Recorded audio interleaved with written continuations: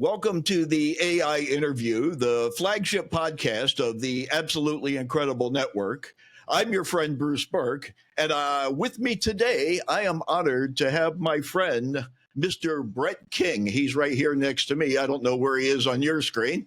Hi, Brett. How are you today? Well, I hope to be friends with your audience too, brother. So it's good to see you. And, we go back a ways, like it's, what is it, 13 years or something now when we first met? It's at least it's a while back in New York. I did the social mobile payments conference in 2012. I think I met you in 2011. Yeah, that sounds about right. So a few years ago. And then after that, I got the Google Glass, and that's when I came up to the I remember movement you came headquarters in My New York. first photo with Google Glass was with you. So that's great. So So for those of you that don't know Brett, Brett, could you kind of give them a background on you and what you do and who you are and where you go? I'm a serial entrepreneur. Started in Australia. Started as a coder. Back in the day. I said on one interview, I started as a byte ripper, right? As a vernacular for coder. And so the person reported I used to be a rapper. And I was like, no, I wasn't a rapper. Byte ripper is very different. But I used to be a coder. I started on, C++, Visual Basic. Well, Basic before it was Visual, and, even learned Pascal and Fortran back in the day. So I was a pretty competent technologist, but I found that I had this sort of ability to communicate highly technical subjects to business people. And so I ended up being the tech translator and architect on a bunch of projects. Ended up moving into, I had my own ISP in the mid-90s, internet service provider business. I had a sort of a trial trying to make money on internet business, but in the Australian market, that was very difficult because, certainly in those days. Then headed up e-business for Deloitte for Asia Pacific, Deloitte Consulting, and ended up leaving Deloitte, on deck as partner to run a digital advertising agency business called Motor Media back in the time, and did a management buyout of that in 2004, and essentially built that. I launched my first book I finished it in Christmas Day 2009. It was Bank 2.0. I notice you have on the shelf there behind you, bro, so that's great.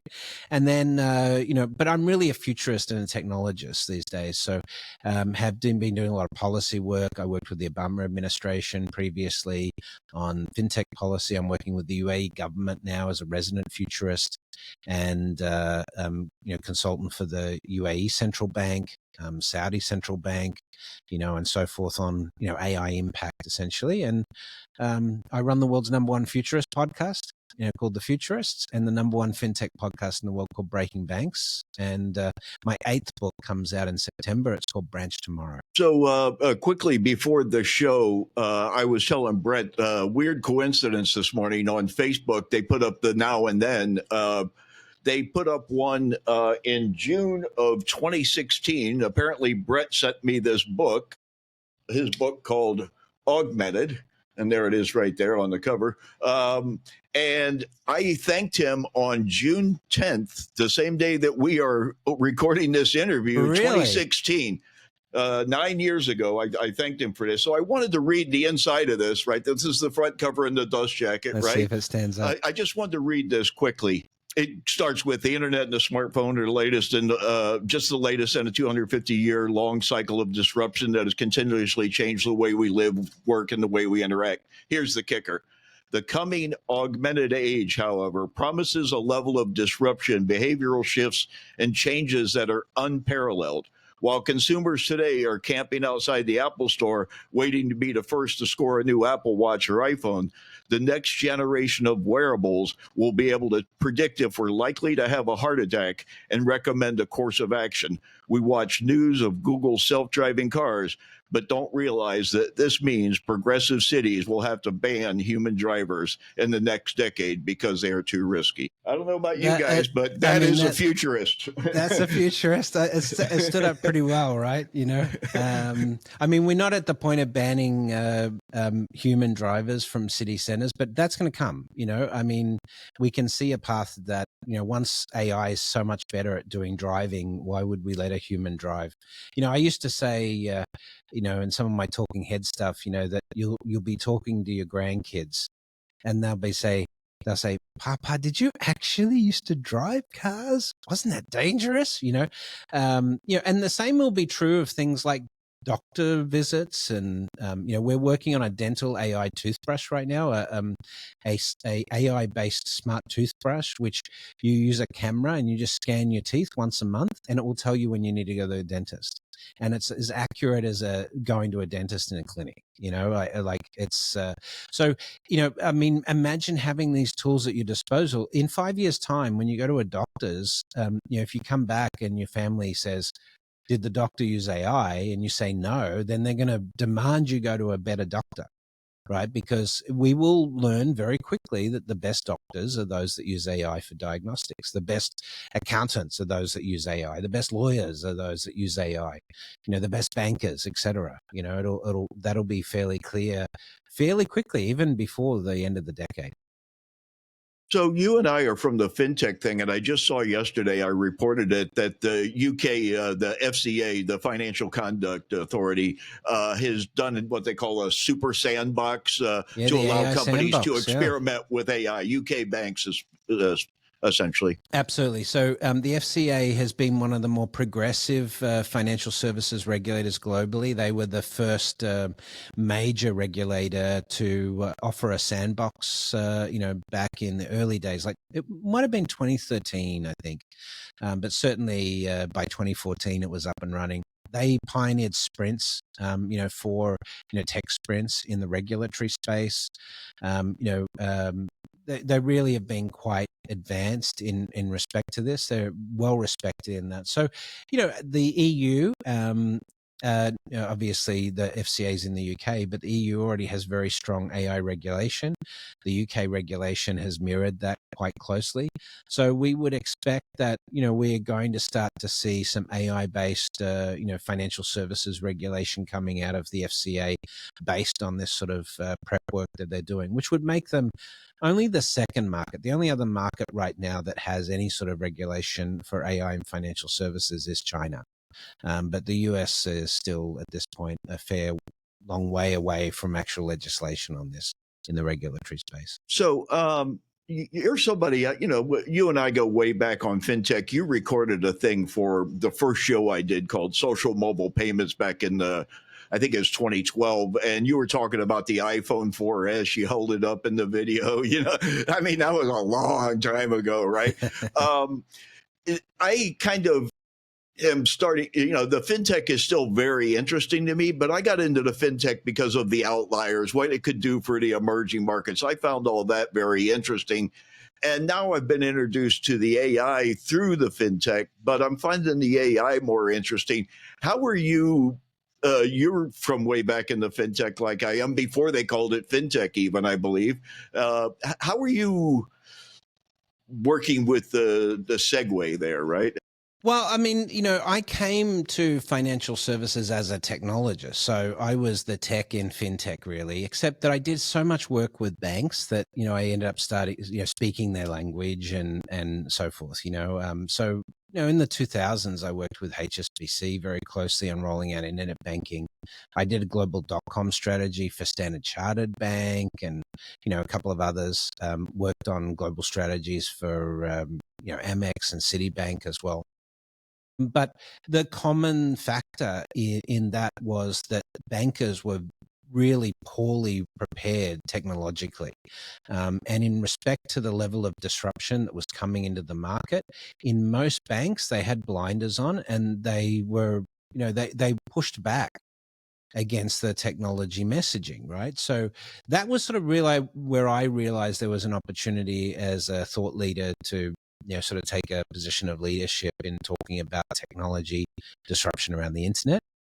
But I'll tell you, this is something you probably don't know about me, Bruce, but before I was the Fintech guy and built the first mobile neobank in the world, Movin, in 2010 out of New York, as I said, I'd been a coder and I'd been in architecture, but I'd written a science fiction novel when I was 25 and couldn't get it published, but always was interested in that side of things, and realized that there was, as the future started to compress, so as technology innovation and technology disruption speeds up, as that J curve of AI, intelligence goes like this, and as NVIDIA GPU capabilities go like this, and as quantum goes like this, and as the singularity approaches, that what you have essentially is you have this exponential growth in technology, but policy and business adaptation goes like this.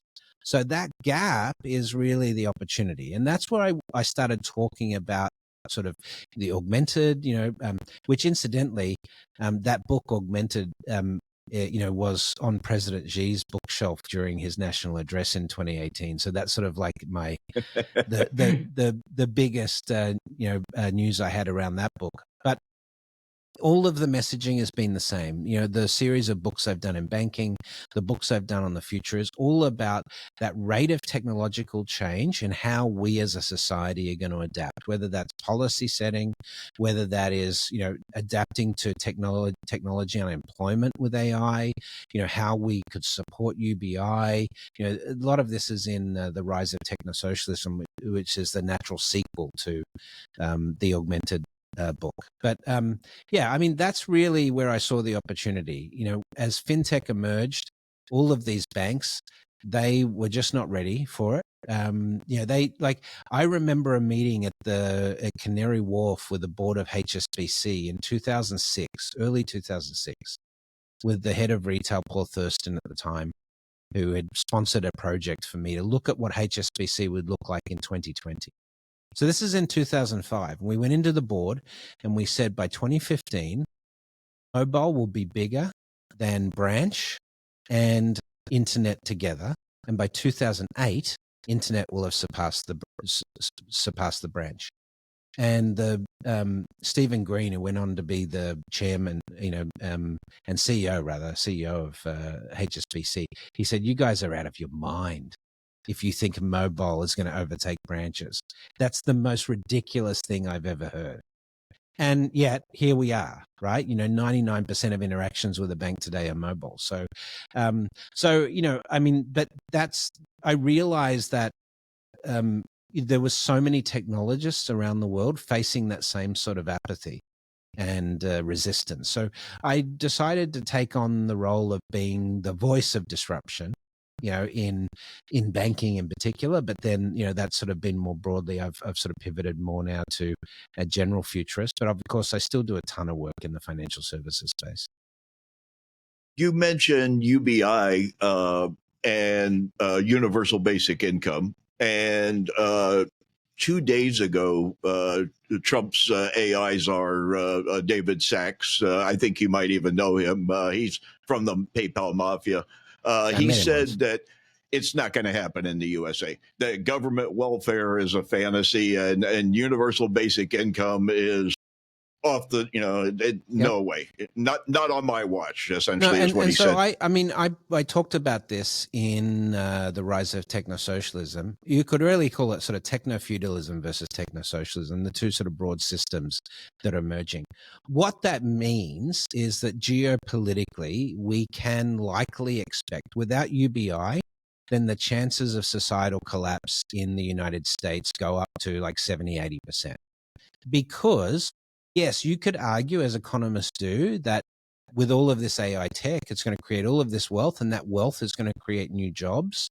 But think about it. They're completely new jobs, because what we're training AI to do is take jobs that humans do today.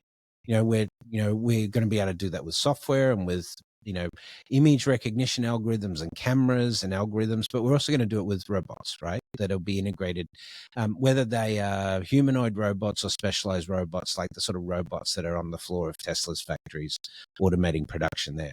So everything we're going to build, everything that's in manufacturing will be robotically produced. You will not be able to compete with humans in a factory floor. So when we talk about Trump trying to onshore manufacturing in the United States, let's be absolutely clear. Unless you're a construction worker, a robot repairman, or a cleaner, you're not going to be working in those factories, right? Because it's going to be robotic jobs. That's the only way to compete with China moving forward. And then the same thing's going to happen with autonomous delivery, with supply chain, with shipping ports, with all of these things. Do you remember the dock workers strike in, the end of last year? There's the last Absolutely. act of Biden's presidency was to sort of quell that strike.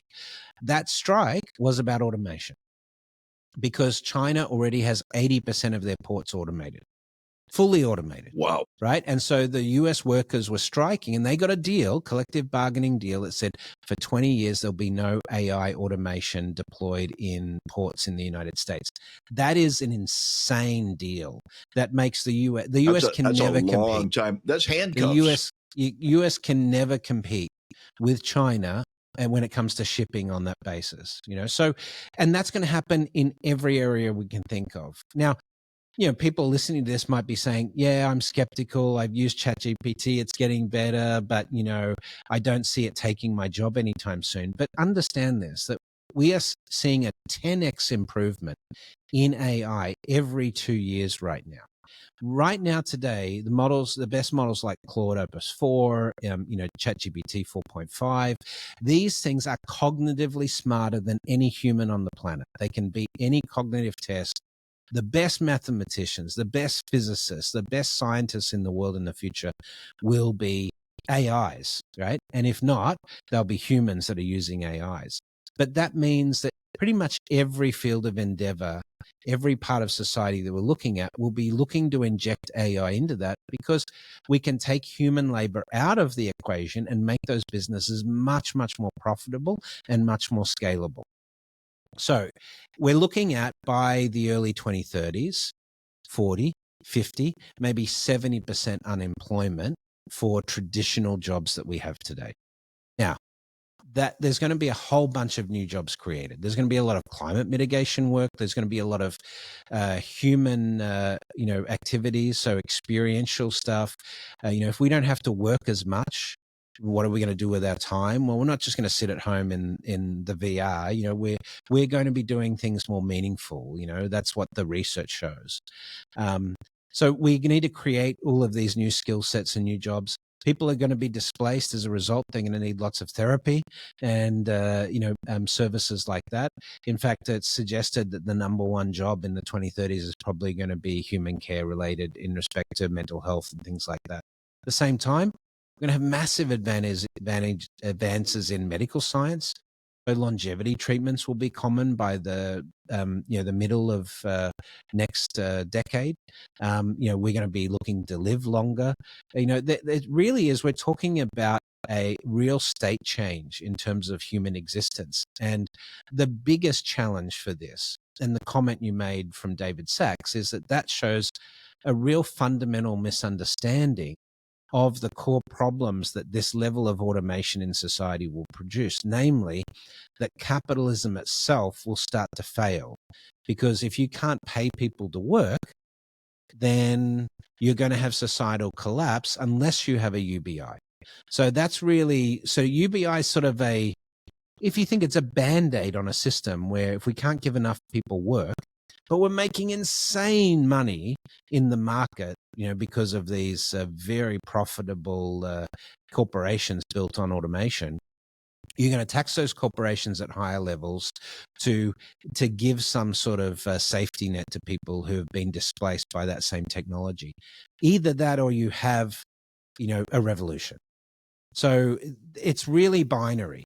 If David Sachs says, no, we're never going to have UBI, then if that's maintained as a policy by the United States over the next 10 to 15 years, then the US will collapse, right?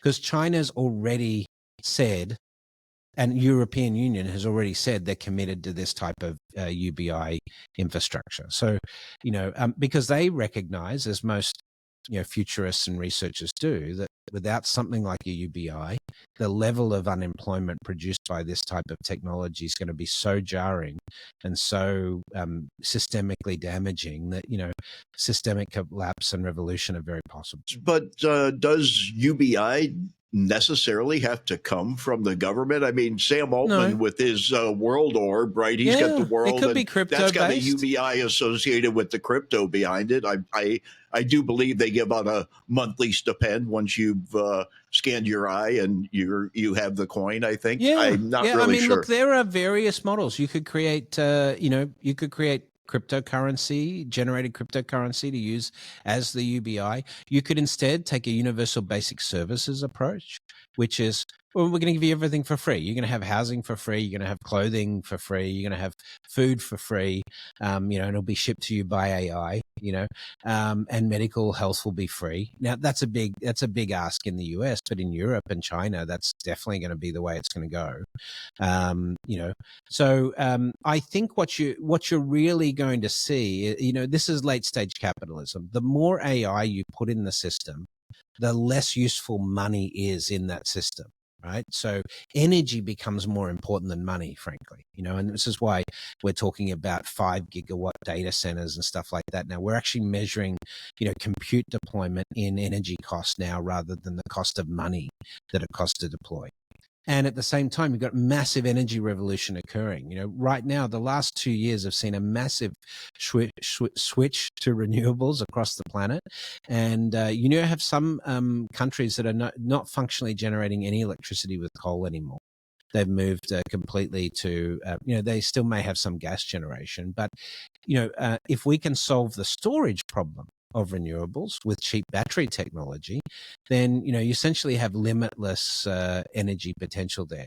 Not to mention we have fusion, which is now reaching viability, and AI is certainly going to help us get that more viable.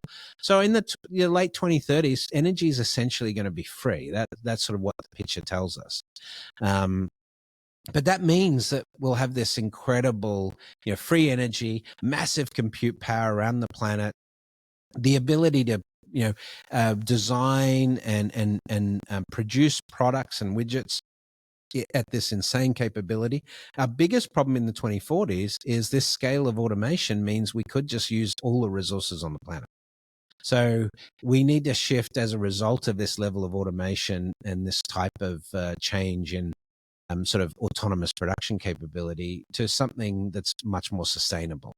So that, everything everything you think about the current system today, supply and demand economics, Adam Smith, 1758 or whatever it is, that basic supply and demand curve, it relies on human workers working in factories. And that's not going to be the case in the near term. So, it's a game changer.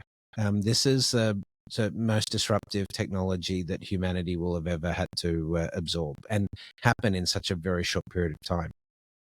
In the, I believe it was the Wall Street Journal article, they said that OpenAI had done a study on universal basic income, and they found that the people who are receiving the universal basic income actually worked harder because they essentially were bored with sitting around the house all day, so they found other things to do and actually produced more. Yeah, so in the rise of technosocialism, we looked at 70 UBI studies done around the world, from places like Finland and Norway to California and Atlanta and other places like that. And the results are astounding. People that receive a universal basic income, and in most cases, it could be an extra $1,000 a month, or it could be $2,500 a month. There was quite a big range in this. But people in the UBI group started businesses at 3 times higher rate than the natural population. They got involved in community activities 75% more time than they were previously. So this is what Dave Shapiro, another great futurist out of the States, calls the meaning economy, right? Is that we really shift to doing jobs that are much more meaningful and purposeful when you don't have to worry about your job putting food on the table. What would you really like to do if you could afford to do anything you wanted to do, right? Now, it doesn't mean you're not going to have to work. Most people for the next 20 to 30 years will have to be involved in some work, either to qualify for UBI or, make supplemental income. UBI will be poverty line type, subsistence. It's not going to be, you're not going to get rich off UBI.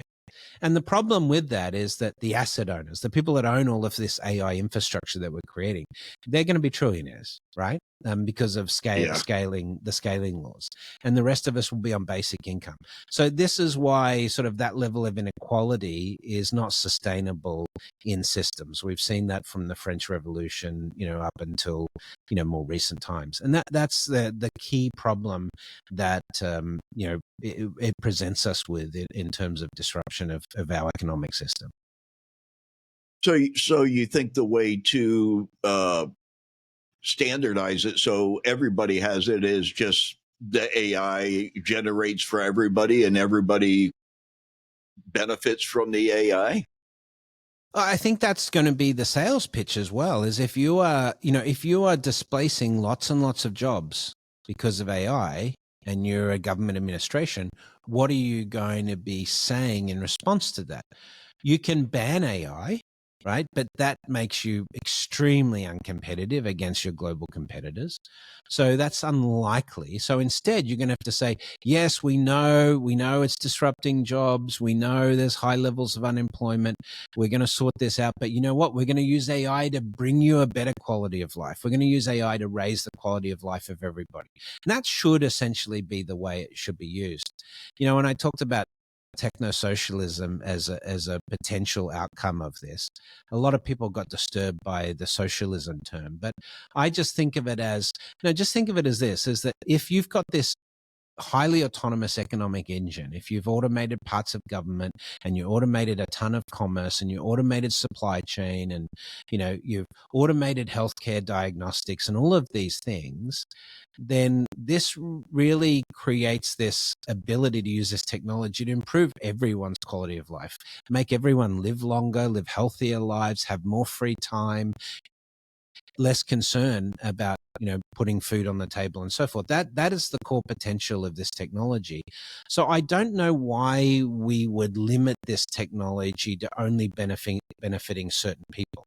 The only way that this really successfully gets done without that sort of societal collapse is to say that we're going to use AI to make everyone's life better. We're going to give you access to longevity and things like that. Some people may not want longevity treatments. They may not want to live long. They may feel that that is going against God's will or something like that, But at the same time, what if you could live much healthier for your remaining years? You didn't have the health problems that you typically get. Think about the fact that healthcare in the United States is 16% of GDP. Think about Medicare costs and all of that being radically re-engineered by AI and reducing that down to maybe 5% of GDP, 70% reduction in costs with the use of AI and gene therapy. That's indeed very possible. So it's not that it becomes a communist system. It actually just means that everything is so efficient because of AI in society that enables us to have the highest quality of life possible today in today's terms, but for pretty much everybody at very low cost. Much lower cost than what we pay for the quality of life today. So longevity as a service, you heard it here first, folks. It's a $1 billion idea. LAAS, idea. right? But yes, it's. I think you're right in this. I'm subscribing to this, and I believe that this is the way it's going to go. What do you think the midterm is going to be like, right? That's the end goal, right? End goal. What's the midterm like? Well, we're already starting to see bunches of layoffs announced, which are, AI related layoffs. That's certainly going to be, you're going to see a lot more of that. You're going to see a lot more politicians talking about how immoral it is for companies to be firing their workers at Walmart that are dependent on food stamps, and all of that type of stuff. You're also going to see some very rapid growth of AI-based companies. think of what we saw during the dot-com era with Google, the FANGs, Facebook, Amazon, Apple, Netflix, Google. The growth of those companies was seen as meteoric. Imagine that same sort of thing. We're seeing it now with OpenAI and Anthropic and these other players, but in every field, in every industry, you're going to see healthcare AI companies become the largest, companies in the sector. You're going to see AI-based transportation companies become the fastest growing and largest transportation companies in the world. And that's in every industry. And then energy transformation, massive energy transformation, because we need a completely new, we need to produce an entire new energy, grids worth of energy for the United States just for compute power over the next 10 years, and we're just not investing in that. So you're going to see massive investment going into infrastructure to make sure that infrastructure can leverage off this AI tech. But theoretically, that should be funded by, massive growth and massive profits in these AI-based companies. So Mark Zuckerberg just this morning report again, I think it was New York Times or Wall Street Journal, invested a ton of money into a nuclear power company as well as Scale AI. He's picking up Scale AI, who was just cleared from a investigation that they were doing something kind of shady, but he's teaming up with Scale and he's buying into the nuclear energy, and Mark's going after it probably as hard as Sam is. Those two seem to be like neck and neck but doing it in different ways. But they're really pushing on AI as hard as any two people can, it seems like. Well, yeah, I mean, and think about this, that the same thing is happening in China. We just don't read about it in the West as much, right? Because, the newspaper articles that talk about this are in simplified Chinese. But the reality is, China is doing this as a nation. They're investing in this. They're investing more in energy infrastructure.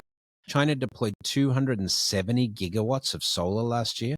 The US has deployed 160 gigawatts in 70 years. Right? So that's the level of investment that China is putting into next generation AI. They see AI very differently to the United States. In the US, we talk about AI in terms of companies like, Anthropic and OpenAI and so forth. We talk about the commercial giants in AI, the corporations that are building semantic AI and these large language models. China sees it as core infrastructure. Right, that's why their ports were the first ports in the world to be automated. Sovereign AI, so to speak. Yeah, and you can see they're going to be looking at healthcare next. They've got more autonomous vehicles on the road in China. I think they've got more autonomous vehicles on the road in China than all of the rest of the world's economies put together, including the United States. That's even with the success of Waymo and Google's self-driving initiative and so forth. So they are definitely doubling down on this. So we haven't seen that level of commitment from either the European Union governments or the US, and other Western governments as yet. But I think that's why China's going to emerge in the mid-2030s as the world's number one economy with the highest GDP, because what's required to compete with GDP in this next level is high levels of automation. At the core level, right, of society. What about the Middle East? You've spent a lot of time in Dubai and a lot of Qatar and a lot of other countries in the Middle East lately, and I've seen you go into some of the new installations and new buildings that are being opened and whatnot. Living vicariously through you on Facebook, right? You and Paulo and Chris Skinner, I travel the world with, right? Thanks. So what's again, they're throwing a ton of money into it, as well as China. Obviously, a smaller area, but a lot of money. And what do you see going on over there? Well, a lot of Chinese direct foreign investment is going into Saudi and UAE right now. The largest data center in the world is going to be deployed by OpenAI in the United Arab Emirates. It's a 5 gigawatt data center. So that's part of the Stargate program that Trump's been talking about. The largest vertical farm in the world. This is using vertical farming technologies to produce, essentially greens, salad components and stuff like that. The largest. Now, if you travel on Emirates Airlines today, you're going to be eating food that was produced in a vertical farm. The largest solar desalination plant in the world is being built in Saudi Arabia right now. We have, of course, the Line and Neom smart cities being worked on there. The technology of this stuff is right on the leading edge, but these guys are investing billions of dollars in these initiatives to really become sort of some of the, sort of prototype smart economies of the future. Today, when you go to the UAE, you can apply for a 10-year visa from the UAE, golden visa, they call it. You can have, you go in, you do a blood test, you do biometrics, and within a couple of hours, you can be into the system and have access to all the government services available. All electronically. Your driver's license is on your smartphone. It's actually embedded in your Emirates ID.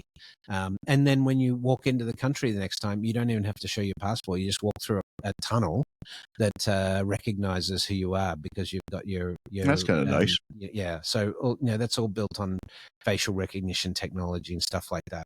So, in a very efficient operating system, just like in China, if you are traveling on UAE roads, you will never see a police car pull over a driver in the United Arab Emirates. Instead, you just get a text message saying you were speeding at this time. There's a photo sent to you from the camera on the highway, and it just charges you your fine, your speeding fine to your smartphone. It's that technology is already there. They're looking at sending a robotic firefighters, and they have robotic police force partially implemented in places like that as well.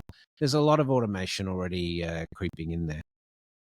I saw they're ready yesterday for Amazon talking about humanoid robots bringing packages to the house now, and they're testing it on the other side of the world as well as here. Yeah, drones delivering packages to hubs, and then we don't have to use humanoid robots necessarily, although it's possible. They could be dressed in a little Amazon suit or Amazon livery, but we could use drones, and we can use pavement robots and stuff like that. Again, Amazon acquired a couple of companies for those types of robotic technologies. There's vehicle manufacturers now working on robot hubs, vans pull up into a neighborhood, and they let out the robots and the drones, and they go and deliver the packages, and the robots come back to the vehicle and go back for recharging, and restocking. Pretty cool technology that's emerging. We are on the cusp of sort of major changes. In respect to your earlier question, though, it makes me think about, which economies do you want to be in today if you want to be ready for the future? Right. And I would say the 3 economies most prepared for the future we're moving to are probably China, UAE, and Saudi.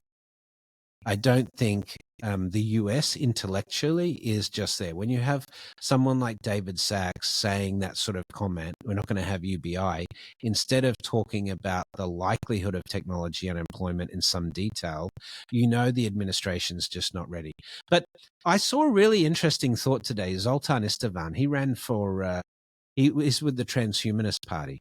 He ran for president in 2016. You remember him? Right. So he made a comment today. He thinks that the crackdown on immigration is about automation, because if they don't get these immigrants out, then think about trying to sell UBI to non-Americans, politically. It would be impossible, right? So you'd have to make UBI only to citizens.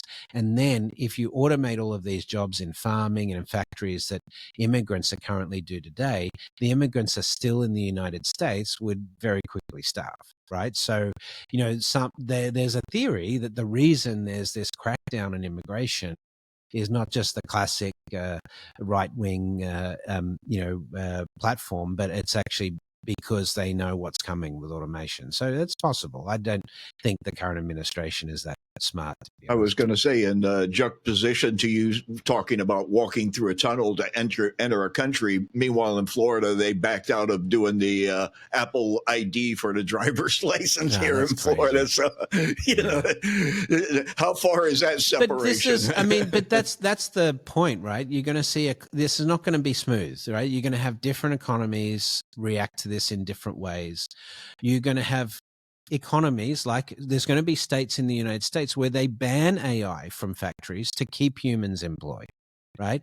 But then those companies are going to go out of business anyway because some cheaper competitor in another state is going to be able to do it at half of the cost of them because they don't have humans working on the factory. So over time, that sort of banning AI or banning technology from taking human jobs isn't sustainable if you want to sustain the market. So you're going to have to embrace it. Therefore, you're going to have to embrace technology unemployment. You're going to have a plan. You know, what happens to all these people who are unemployed? Do we put them in new job programs? Do we use the profits from these companies to create new jobs? You know, you have to have a plan. But just saying, no, we're not going to have UBI, that would never fly in the United States. You know, as an example, that just shows that, you know, either we're not being open and honest with the population about the risks that AI presents to the workforce, or that they just haven't done the research. So I saw a quote the other day from Jan LeCun. He's the chief research scientist at Meta, right? Won the Nobel Prize with Jeffrey Hinton for his work on AI. Exactly. And he called for all nations should be contributing to an open source global AI. It would all be, you know, private heading in, right? Your information would be private, but everybody is essentially, you know, throwing in, you know, their best of the best, right?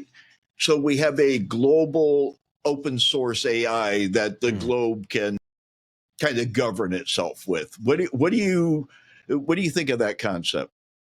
Well, you know, one of the things that becomes more and more likely the more automation you put in the system is that sort of global regulation and global centralization of, you know, compute standards and AI ethics and AI laws. You know, that's fairly predictable. You can't really have different AI laws in different countries. It's not going to make much sense. So you're going to have some elements of governance come together on AI. Secondly, in the 2040s, you know, we're going to have a lot more climate problems. You know, I mean, there's probably people that are listening to this that believe climate change is a hoax, you know, still. But I will say it's just very simple. The economic cost of extreme weather damage is going up and up and up every decade, like significantly. In the 1990s or 2000s, it was like $2 trillion of global economic damage. Last year, the US had $500 billion of economic losses from extreme weather events just in the US, right? And by the middle of next decade, that means that climate damage is going to be costing more to the United States economy than the US military is costing. So, you know, you have to have a plan. And AI is the plan. You know, next generation material science and adaptation and all of those things are all part of that. But, you know, my point of really sort of talking about this is that, you know, there's going to be a lot of problems that we need people involved in. But then you're not going to be getting a job as a coal worker. You're not going to be getting a job in a factory. You're not going to be getting a job driving an Uber. But there is going to be other work for us to do. It's just not that displacement and that you know, sort of fracturing of the traditional economy and traditional work is going to happen, I think, far more quicker than most people realize. Well, work today is a lot different than work 100 years ago also, and work 20 years ago also, right? I mean, different jobs have sprung up through the decades. If I asked you 40 years ago, you're a social media influencer, you wouldn't have any idea what it means. Right? Only in 2010, that's when I started. Before that, I was a dishwasher, I think. I don't know. I don't remember really. but that's the point, right? Is that, we're creating new jobs all the time. It's just that the jobs that humans do today, a lot of the jobs we do are robotic in nature. I mean, Jamie Dimon made this point. He said, yeah, we've got a lot of humans acting like robots, and then we're going to have robots acting like robots in the future, So I think that's a fair assessment. If your job is repetitive at all, if you have to learn a process, then we can teach an AI. Yeah. And you think about things like coding. That's not that really that old of a profession, right? As far as like software coding. Yep. I mean, you I used to were be a in on coder. the early days. I did BASIC, right? Saw BASIC on an IBM 8088 and on a Commodore 64. It's Yep. it's none of this stuff is that old, folks. Everybody No, thinks like no. Google's been around for centuries. Less than 20 years old. I think I've known Brett longer than Google's been in business. Well, Seriously. yeah. So, yeah, I mean, when was Google was founded? 94, I think, right? So, but still, you're right. I mean, the tech that we're talking about. I mean, but let's be clear. This is it is the most exciting time in human history to be alive because of the rate of changes and what AI and quantum and these scientific advances are going to unlock for society. But at the same time, it is the most disruptive period humans will ever live through. And that I'm talking industrial revolution, resource wars, control wars, things like that. When the US figures out that China is really on track to become the world's #1 economy, what leverage do they have left? They're probably going to have to use their military in some way, because like their economic leverage, they've already tried that. They tried the CHIPS Act, they tried all these, other things, and China's catching. So, what's left to stop China? Can they be stopped? Well, at this point, I think that's fairly academic, but obviously, many of your American listeners would feel quite strongly about that. But it's just a matter of like we're at that point right now, almost like at the end of the Second World War, when the reason the US became the world's largest economies in the 60s was twofold. One is the rest of the world had been destroyed by the Second World War, all the other developed economies, or what we today would call developed economies. German, France, England were all in tatters. Most of Europe was impacted. Russia, been set back. And so the US had largely their infrastructure intact. And then with the GI Bill, when the returning servicemen came back to the States, there was infrastructure investment. There was the National Highway Network, the National Rail Network was invested in, electricity, and then the electronics boom happened, so companies like Philips and GE and all of that, they were producing all of these home electronics, and they were going out around the world. There was a consumption boom in the US as a result. Then there was a construction boom, powering housing across the US. This is why the US became the world's largest economy. So if you look at the analogy of what is that today, it's AI-based infrastructure, next generation infrastructure, next generation energy infrastructure, next generation compute infrastructure that's going to allow you to do all of those same things, but in the AI context for today. And the US doesn't have that infrastructure. China does, right? They built 48,000 kilometers of fast rail since 2008. They built, the Belt and Road project, $10 trillion invested in creating these, transport routes, train, highways, airports, seaports to, countries in Africa and ASEAN and, across the Middle East to create this global supply chain. They have a central bank digital currency they've been piloting since 2014. The US can't even agree on whether we're going to have a CBDC, so, I mean, that's the reality. They have the infrastructure ready for 21st century economics. The US doesn't.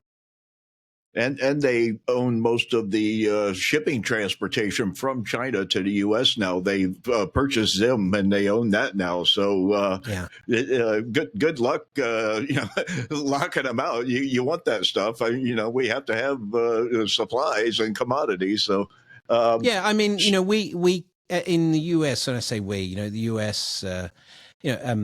U.S. could over a period of 10 years come some way to catching up on where China is at, but it would require a level of investment that doesn't really have political support from either party in the United States. So I don't see how you would get there right now.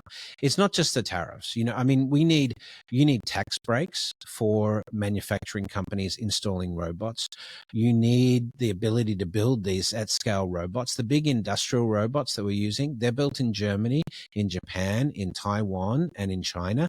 They're not built in the United States. So, the tariffs are going to slow robotic investment potentially, and you need a massive amount of education, really changing education off of sort of the MBA finance track to STEM. You need tons and tons of free STEM education all throughout the United States, training roboticists and training people to work with AI and so forth.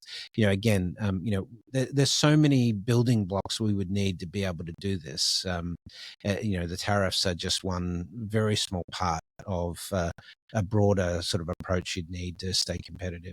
So I think that's only going to happen once it becomes clear that China is really sort of taking that position of leadership in next generation autonomous economics. I was helping a friend with a business proposition concerning becoming a dealership for robots, right? Becoming a distributor. And we had reached out to several manufacturers all around the globe, right? And the replies started coming back of, due to the current economic with the tariffs and everything else, we're quoting ad hoc. We're not going to give you a price and you mark it up to sell it, right? Because we don't know day to day, minute to minute what it's going to be. That's fair. That kind of uncertainty is going to hurt.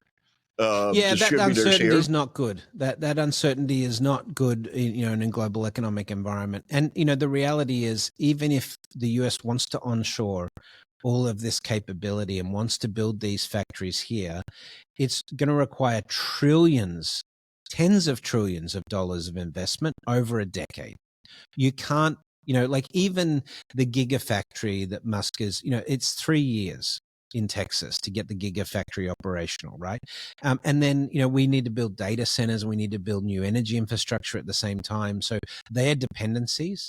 So if you go into an economy where the grid, the water supply is not fit for purpose, the electricity grid is not fit for purpose, then what do? Well, you might be able to put in an SMR, that's a small nuclear reactor. And you mentioned Zuckerberg investing in that type of technology, container ship nuclear reactors, for example. Nuclear, thankfully, is coming to the point where it's the next generation thorium reactors and molten salt reactors are very safe. They don't produce radioactive byproduct, but at the same time, they're very expensive technology compared with renewables. But like if you talk about a gigawatt of energy, that's 1 billion solar panels that you have to deploy. So, and we're talking about 5 gigawatt data centers right now. So do the math. We require a lot of work on energy infrastructure to make this compute layer work. And you already have some communities who've accepted these data centers into their state and so forth to create jobs, have seen some of the challenges with that, with water stopping flowing because the data centers need the water, and electricity brownouts and stuff like that because the data centers are using it. Our infrastructure is not fit for purpose for what comes next, unfortunately. We need to upgrade. I just saw where Amazon $10 billion in a data center in North Carolina somewhere, a county they mentioned. They didn't mention a city in the article. So I imagine it's so sprawling that it probably covers several cities, right? If you're talking about the solar arrays, if you're talking about who knows how they're doing it. You have the research triangle there, Raleigh, Durham, and that area. There is a lot of investment going in there right now. Housing prices are going off there. So, but there's the worst oversupply in housing, in the United States in 60 years right now. Right, since before the oil crisis. So we have a glut of available homes right now, but you have some still markets with record prices. So, it's sort of, it's not happening evenly all over. Speaking of that, and I know we're coming into the end, and I don't want to tie you up too long, but You live in Thailand, which is, Yeah. is about as far removed from the United States as you can possibly be. I know what AI is like, and most of my listeners know what AI is like on a day-to-day basis here in the U.S.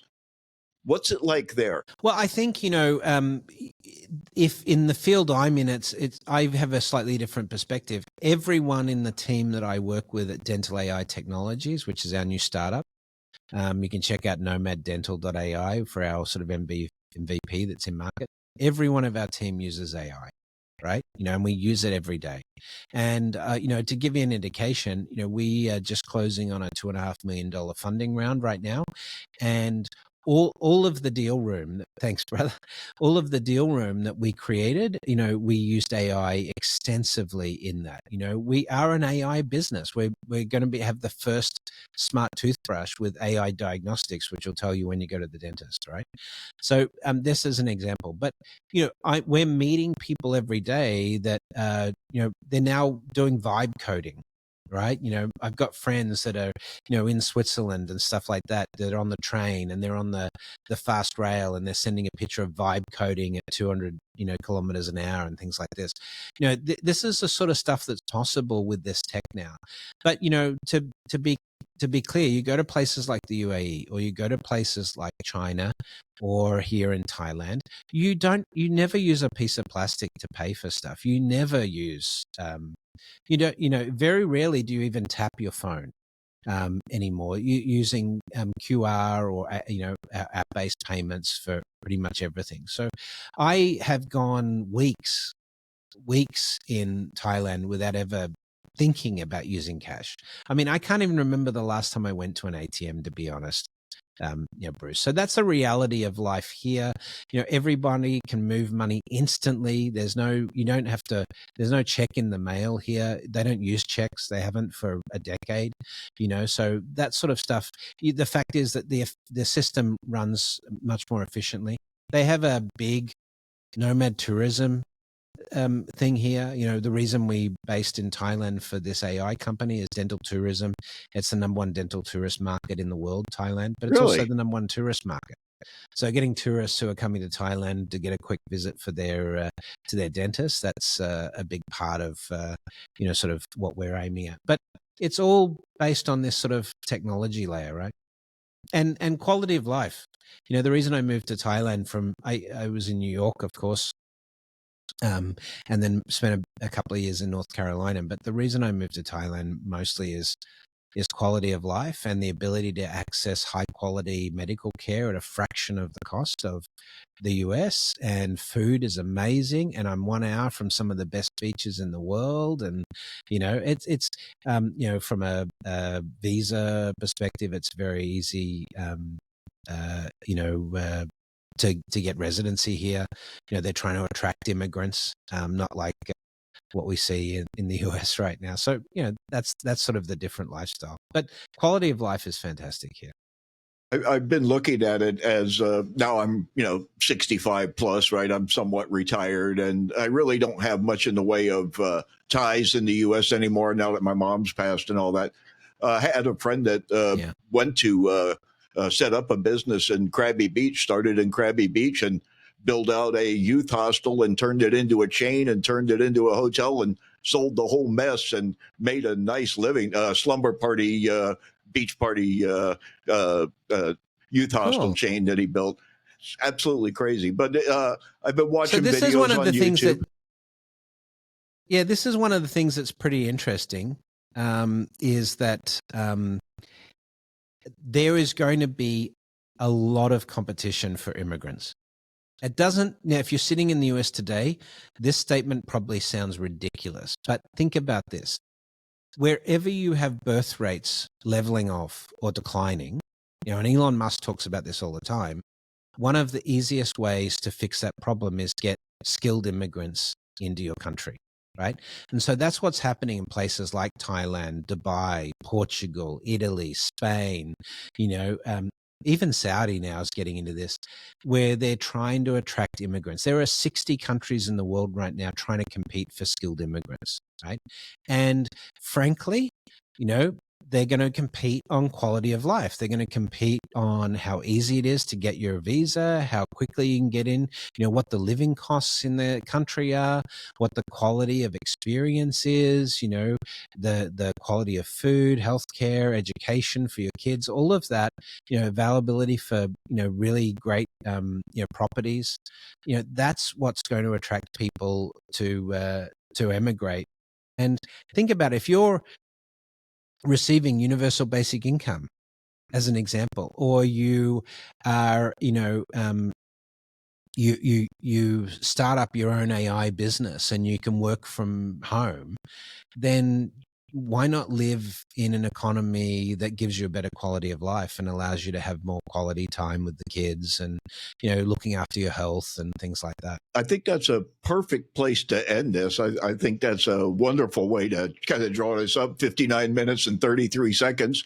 Thank you so much, Mr. Brett King, for sitting in, coming from the future to tell us about what's going to happen. I appreciate that. And what's the latest book? Techno-Socialism. It's on Amazon, folks.